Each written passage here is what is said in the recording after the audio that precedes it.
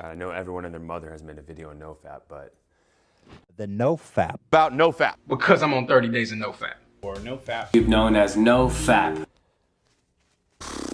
I mean, when people are making claims like this... claiming that NoFap has completely cured them of their social anxiety. They gain superhuman powers. 9 months in, I felt like Superman.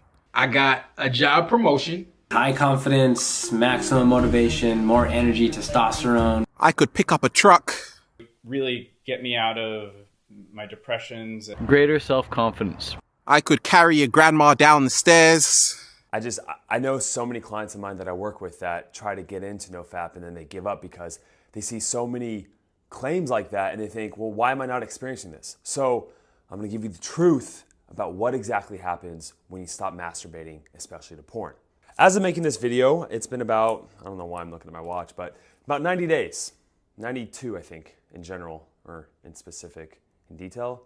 And it's been 92 days since I started NoFap, and I have seen some changes. Now, I cannot, lift my grandma with my one pinky, but at the same time, there are some benefits, and there are some things that people say happen that actually don't. By giving you the truth about scientifically what happens with NoFap, you'll know if it's worth actually doing. So in this video, you're going to get 3 scientific, objective, specific things that have happened beneficially in my life after continuing NoFap. Number 1, I have a lot more of this. No, not watches, I have one watch, but time. I have a lot more time. Look, I did some research and the average porn session on Pornhub is about 10 minutes. Now, if you take other sites people go to, the setting up, the cleaning up, everything, let's say conservatively that an average session costs you about 30 minutes per session. Now, the average time someone has a session per week is on average 2 times per week. This equates to about 240 minutes per month, or 2,880 minutes per year, or 48 hours, or 2 full days of, doing your thing. Imagine taking 2 full days, 48 hours, and translating that time from that into working out, into meditating, into reading books, into trainings, anything self-productive. You see, by masturbating, especially to porn, what happens is that you waste a lot of time in areas of your life that you can develop. The second scientific sign of you quitting porn for good is regulating your dopamine system. Now, if you don't know this, dopamine is that neurochemical in your brain, that transmitter, that adds incentive to go get things in life. 50% of our dopamine receptors are activated when we're hungry for food. 100% is activated when we want sex. And what happens is that whenever we have an excess amount and we get something easily, our brain's like, oh, okay, we don't need to exert as much dopamine in that area as much. So if you imagine it like this, let's go to the board. All right, so basically, thanks Josh there. So basically, this is the amount of times you're gonna get off. This is the level of your dopamines, 100% activated, 75, 50, etc. Let's say the first time you watch porn, you're very motivated and this much dopamine is released, 100%, but you didn't have to take a lot of action to get the porn since it's so instantaneous. You're getting all this reward, feel-good chemical from the easy access. Your body's like, okay, we only need to release this much next time to get off, to get that need met. And then the next time, it's that, and the next time, and eventually you need more novelty each time to get off, and you need less dopamine. So when you have that need and that desire to actually go out and talk to a woman, you're gonna have very little dopamine and very little incentive to go talk to her because of how easy you can get it when you're on the computer. Thanks, Science Josh. The last and final benefit is that it affects your mental health or your self-esteem.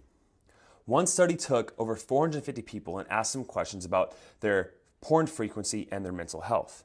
Nearly 30% reported that they view pornography at least 3 to 5 times a week, and over 25% indicate that they view pornography daily. The general population on this score or this measure had a 6.5 level of their depression. However, the people who viewed porn 3 to 5 times per week had a depression score of 18. Now, the question is the chicken and the egg. Are you depressed so you watch porn more, or does watching porn make you more depressed? I think they're cyclical. I think they affect each other. But essentially, this study shows that the more you view porn, the more isolated you feel and the more depressed you get. Another study showed that porn directly relates to your self-esteem, especially in bed. Basically, what this chart shows is that they look at what porn does and the realism or anti-realism that it has, and the perceived effects of how sex is supposed to be and the person's genital appearance satisfaction. And then that measures or decreases their self-esteem. And when someone is consistently viewing porn and they increase their standards for what they want to get off, but then they're comparing themselves to other people in the porn, they feel less motivated to go out and actually have genuine connections with others. Look, from my personal experience, not including scientific evidence, stopping the viewing of porn has drastically changed my life. Now, when I work with clients, they ask me if they can still masturbate and not watch porn. And honestly, I don't see a problem with that. I personally don't choose to do that, but because I think porn is the real enemy and not masturbation. But all in all, what happens is what I've noticed for myself and what I notice is for clients that I work with is that when you stop watching porn, you don't isolate yourself in regards to sex. And also, imagine how you feel after you view pornography. After you view pornography, you feel guilty and shameful and kind of flat and disgusting and just deflated. I mean, Joe Rogan talks about that. So I've always thought, generally, like if I'm in a period in my life where I'm jerking off a lot, it's like usually like there's something imbalanced in there. Like I don't mean to apply like a sin to it at all. I'm just saying like personally, it feels a little dissipative when you're doing it a lot. I don't know. No, I completely agree. As a tip, start to recognize your emotional state before you view porn. Are you bored? Because boredom is often a reflection of things you're trying to avoid in life. When you're bored, you're lacking meaning. And when we lack meaning in life, we go towards pleasure. You know, and I've been personally struggling with stopping porn for years. And finally, I have it down. And honestly, I got to a dark place before I made the decision. I was doing things and watching things that I was not proud of. And the way it made me feel after, I hated myself.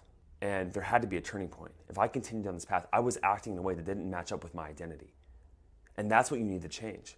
If you change your identity as someone who doesn't watch porn, because it's so accepted, someone who separates himself from the majority of society, that is able to become better, to reach a higher paradigm and to not succumb to something so cheap, to force yourself to work for things and earn it.